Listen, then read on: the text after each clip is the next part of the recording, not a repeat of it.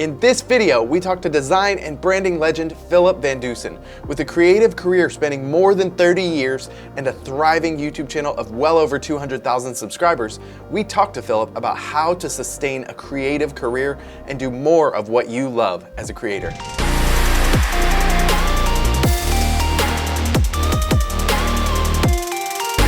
My name's Philip VanDusen, and I own a branding agency called Verheil Brand Design, and I also am the founder of Brand Design Masters, which is kind of a suite of products and communities, from courses to Facebook groups and masterminds and things like that.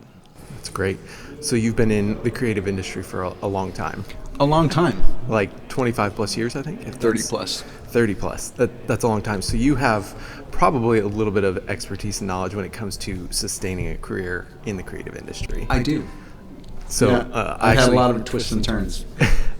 I think a lot of us have those. But I watched one of your videos recently where you kind of walk through some steps for sustaining a career in the creative industry. And with a lot of our audience, it's people who are either doing this full-time as a creative or want to be doing this full-time as a creative. And I thought that was a perfect thing for us to talk about. So one of the things that I thought was really interesting is that you talk about following your curiosity over passion. Yeah. Why is that?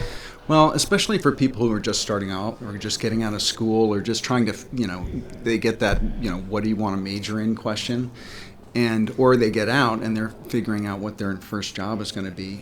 And people, the people in the, whatever it is, what do you call them? The people who are guidance counselors who say, they say, what's your passion? If you follow your passion, you'll never work a day in your life.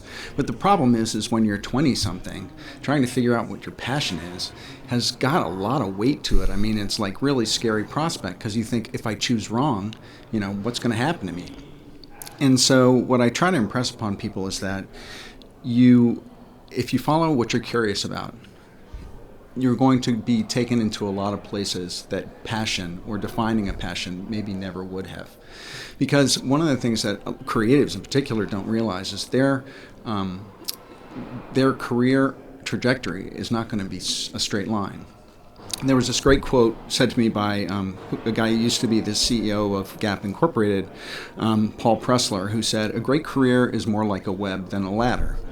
And that's very true, especially for creatives, because you may, be on a particular thread, but you may get thrown a curveball through a restructuring or a downturn in the economy, or you get laid off for some reason, not your fault, and then you have to take a different pathway. And it may lead you to some place that you never thought of, which could be very profitable and beneficial to your career. But so you have to be open to those changes. And so I think following your curiosity is a better approach than trying to define something and write it in concrete.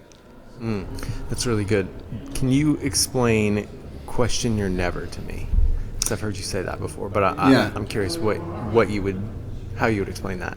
Well, I base that a lot in a personal experience story of my own. I was actually trained as a fine artist. I have my master's in painting. I never studied design, actually. And when I was making that transition, I originally was a teacher, but found out very quickly that teaching was kind of a dead end and wasn't going to really hold a lot of promise for me in the long run. But in that period of time, I had kind of built all the brick walls on either side of myself. I didn't want to wait tables anymore. I didn't want to frame pictures anymore. I didn't want to do computer art because I hated computers, even though I never touched one before. I didn't want to do commercial art because that was selling out as a fine artist. It was against my morals. And so I'd set up a lot of walls around myself that didn't allow me to move forward. And until I started questioning those nevers, the things I never wanted to do, until I questioned those and broke down some of those walls, I never found actually what I was best at or what I was most passionate about. I actually started putting my fine art on t-shirts, fell into the fashion industry, learned business, and then as a creative director in the fashion industry, found my way into design, the agency world, branding, etc. So those were transitions that were not intentional, really, and they just came about by questioning what I said I'd never do. It's the same thing as kind of following your curiosity. Where's that going to lead you? Because there are a lot of shifts and direction changes that you're not going to expect or be able to plan for. You're just going to have to react to. Yeah. One of the things that I've heard you talk about that I actually love is the concept of permissionless initiative. Yeah. Which actually strikes home because one of my best bosses I've ever had, one of the first things I ever remember him telling me that stuck with me is it's easier to ask for forgiveness than permission. Yes. And I've always loved that. It's always stuck with me. But for people who are a little bit more introverted, less assertive, that's an easier said than done in a lot of ways. To be able to say, yeah, I'm going to take the initiative and just do something and then ask for forgiveness or permission later. Mm-hmm. So what do you say to those kind of people? Because I feel like people coming into the creator industry who are newer to everything as a creator, they're going to tend to be less assertive. So how do you encourage people in that particular situation to take on that principle or that concept from permissionless initiative without having to dramatically change their personality? Yeah. I think that you don't have to be in a job situation with a manager to do that. Mm-hmm. I think one of the biggest challenges for creatives is starting.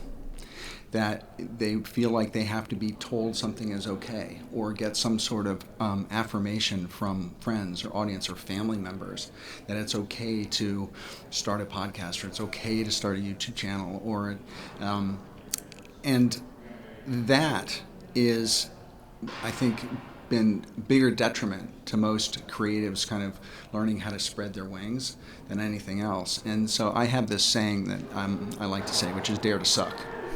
Which is that you really have to, and this is easier said than done when you have a couple years under your belt, but everybody starts off bad at something. You know, I put out over 350 videos, and my first 20 videos I can't watch because they're horrific, right? And I like to tell this story about, like if you want to learn how to play tennis, right? You can buy the best tennis outfit, you can buy an expensive tennis racket, you can go to tennis matches and watch tennis videos and read tennis books.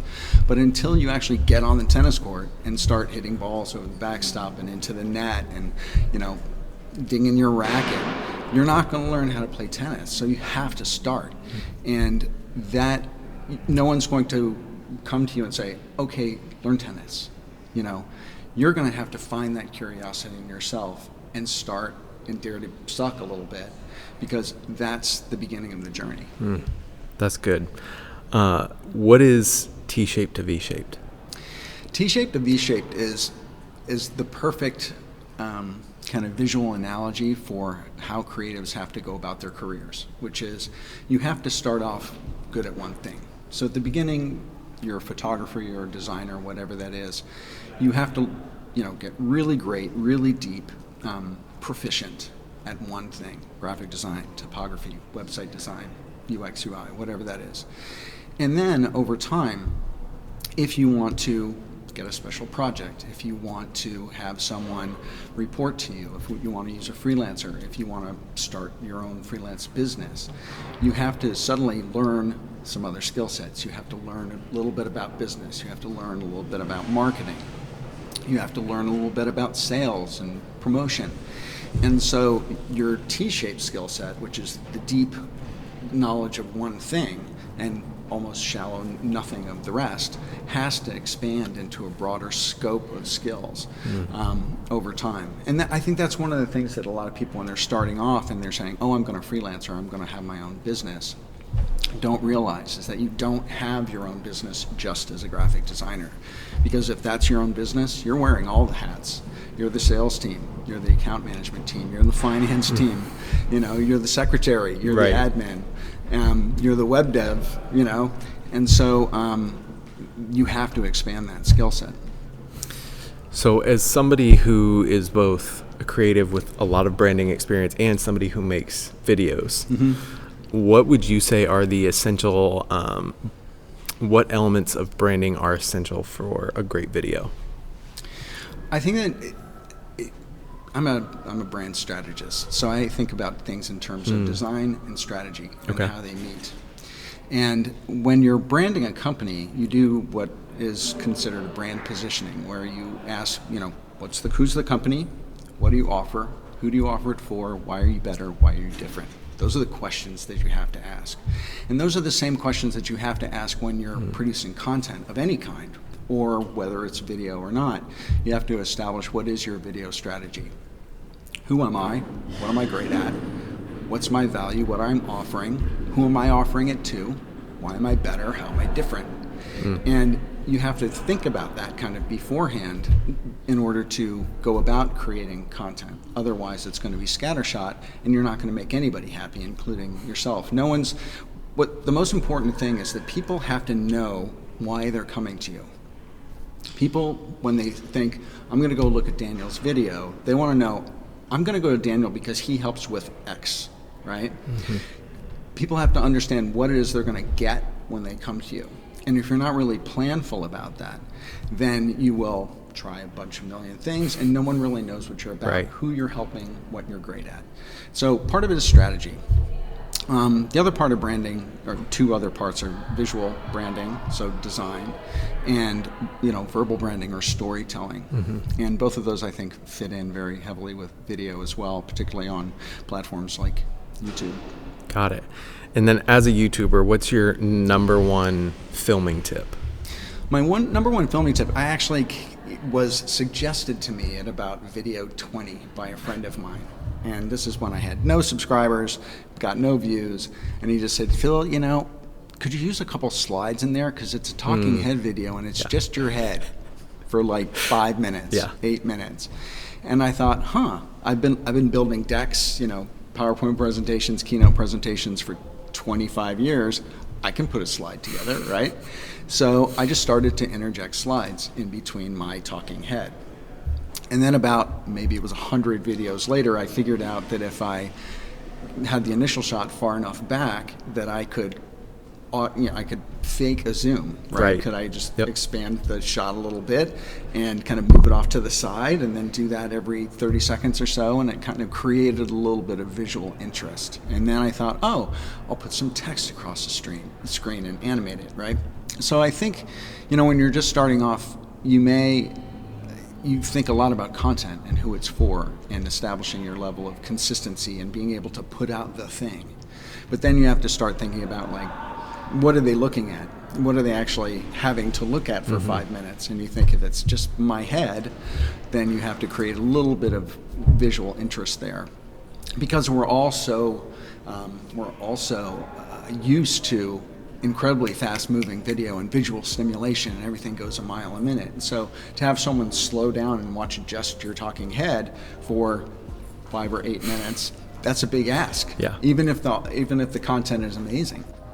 You can learn more about Philip by checking out his channel using the links in the description below. If you enjoyed this video, YouTube thinks you're going to love watching the video on screen right now. Thanks so much for watching. I'll see you next time.